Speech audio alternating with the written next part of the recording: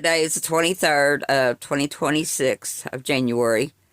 I want to talk about the cold that's getting ready to happen for 2 weeks straight.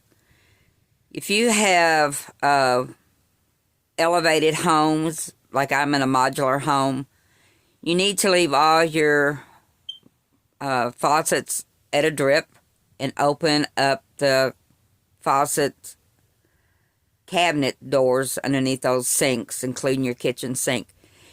You need to have extra water.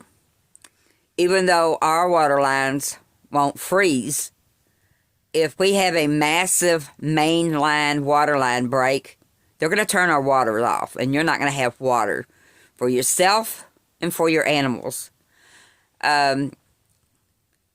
If you know you have elderly neighbors or neighbors that are not as functional as they used to be, you need to check on them, especially if you have elderly neighbors that use firewood or maybe kerosene or whatever to make sure that they're staying warm. Check on your neighbors that have all electricity. I have all electricity. The only thing I have to heat with, I don't have a furnace.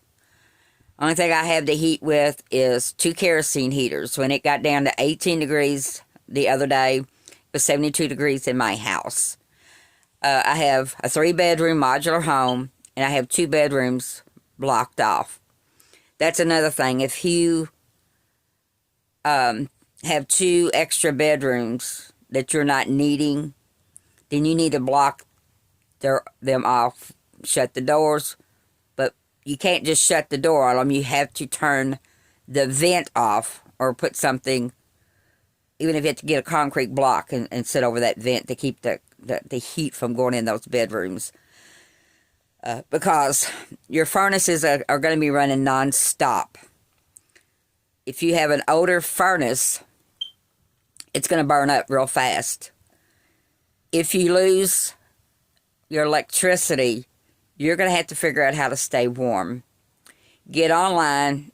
Shows people using terracotta pots turned upside down that's elevated by 2 blocks on each side with candles underneath it. That the heat warms up the terracotta pot.